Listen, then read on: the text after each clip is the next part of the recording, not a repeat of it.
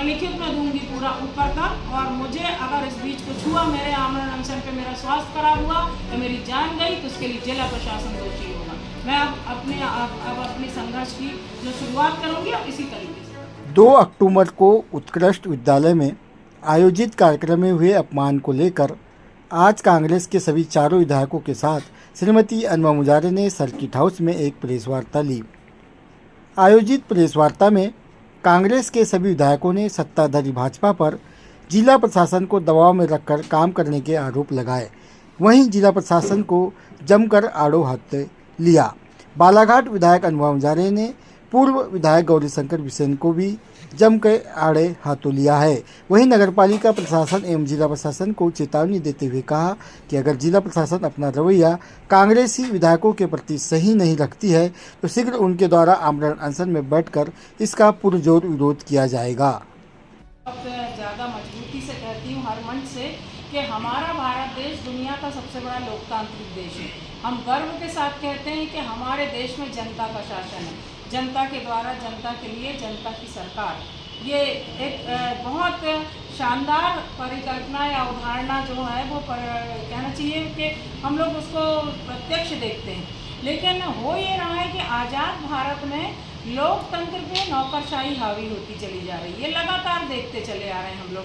तो मेरा तो यही सवाल है कि क्या इसीलिए हमारे वीर क्रांतिकारियों ने, वीर शहीदों ने अपने प्राणों का बलिदान दिया था कि भारत देश तो आज़ाद हो गया, लेकिन लोकतंत्र स्थापित होने के बाद भी, संवैधानिक व्यवस्था हमको मिलने के बाद भी हमारे लोकतंत्र के अधिकार जो हैं आज भी छटपटा रहे हैं, अपने अधिकारों के लिए परेशान हो रहे हैं। और इसका जीता जागता उदाहरण आपने देखा कि परसों के दिन 2 तारीख को महात्मा गांधी जी की जयंती थी, हमारे लाल बहादुर शास्त्री जी की जयंती थी।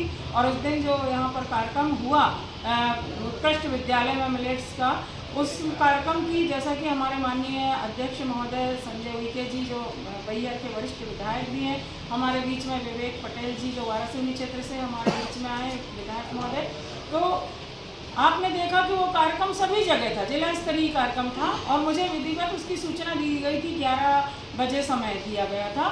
और चूंकि मैं भोपाल में थी, भोपाल से मैं उसी दिन सुबह में आई राजधानी एक्सप्रेस से, और बहुत जल्दी मैं समय मिलाकर 11:05 पे जब मैं पहुंची उत्कृष्ट विद्यालय में, तो वहाँ पर सबसे ज़्यादा शर्मनाक स्थिति तो ये लगी कि गेट पे कोई भी नहीं था, कि कोई एक सामान्य कर्मचारी भी नहीं था जो आए हुए अतिथियों का स्वागत करेगा, उनको सम्मान सहित अंदर लेकर जाए। एक चीज़ तो मुझे वहाँ आखिरी। दूसरी बात, जब मैंने संबंधित अधिकारी को, जो मेरे जो पीए हैं उनको भेजकर जब बुलवाया, तो उन्होंने अपनी असमर्थता दिखा दी।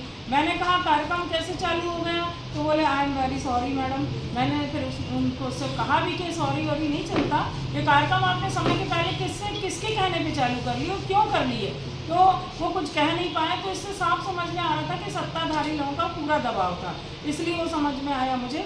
फिर मैं जब अंदर गई तो बहुत ही कहना चाहिए आपत्तिजनक बात है, मैं अनुभव मुंजारे की व्यक्तिगत बात नहीं कर रही। अनुभव मुंजारे एक सामान्य व्यक्ति है, ठीक है, लेकिन अनुभव मुंजारे एक चुनी हुई जनप्रतिनिधि है, पूरे क्षेत्र का, बालाघाट विधानसभा क्षेत्र का मध्य प्रदेश विधानसभा में वो प्रतिनिधित्व करने के लिए पहुंची है जनता के आशीर्वाद से। तो वो तो जनता के सम्मान की बात कर रही है ना। वहाँ पर जब मैं देख रही हूँ तो फ्रंट लाइन में सारे के सारे जनप्रतिनिधियों के साथ साथ सारे भाजपा के लोग बैठे हुए थे, जो आज की तारीख में कुछ भी नहीं है, जिनके पास ना कोई पद है, ना कोई वो चुनाव में कोई उनकी भूमिका है, ना कुछ नहीं है, वो सारे कब्जा किए हुए बैठे हैं। एसडीएम मुझे बिल्कुल मजबूर हालात में नजर आ रहे हैं, उनको समझ नहीं आ रहा कि मैं भाजपा के किस कार्यकर्ता को हटाऊं। उनको तो ऐसा लगा था मधुमक्खी के छत्ते में कहीं हाथ लगा को डंक ना मार दें, ये स्थिति थी। तो मुझे देख के 2 महिलाएं खड़ी हुई, उनको लगा कि शायद हम थोड़ा सम्मान दे दें। तो मैंने कहा आप क्यों उठेंगे, आप भी वीआईपी हो, जब ये सारे वीआईपी, आप भी वीआईपी, आप क्यों उठेंगे, आप बैठिए। और मुझे फिर साइड में प्लास्टिक चेयर लगा के बैठना पड़ी, आपने जैसे कि देखा। तो ये एक तरह से मेरा नहीं, मेरे क्षेत्र की जनता का, लोकतंत्र का अपमान है। और इसी बात से मैंने नाराजगी व्यक्त की। एक तो समय के पूर्व आपने कार्यक्रम शुरू कर लिया, और ये लगातार 4थी बार मेरे साथ हुआ है। जैसे ही निर्वाचन हमारा हुआ, पहला जब राष्ट्रीय पर्व आया 26 जनवरी, तब भी मैं जब स्टेडियम पहुंची, वहाँ पे हमारी चेयर कुर्सियों का अता पता नहीं था। हमारी नाम पट्टिका कहीं रखी हुई थी, हमारी कुर्सियों में बैठे थे पूरे भाजपा के लोग।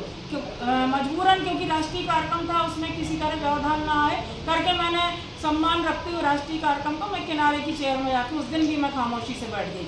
उसके बाद फिर अभी आपने देखा होगा हमारे जो कॉलेज है, मुझे ऐसा लगता है कि कहीं ना कहीं सत्ताधारी दल के दबाव में आकर जिला प्रशासन द्वारा इस तरह का रद्द किया जाता है। आप निमंत्रण पत्र देते हैं तो निमंत्रण पत्र में बाकायदा आपको कार्यक्रम है तो अतिथि मुख्य अतिथि बनाया जाना चाहिए, लेकिन ऐसा नहीं किया जाता है। एक नॉर्मल सूचना दी जाती है, आम आदमी की तरह एक सूचना दी जाती है कि आप इस कार्यक्रम में आइए।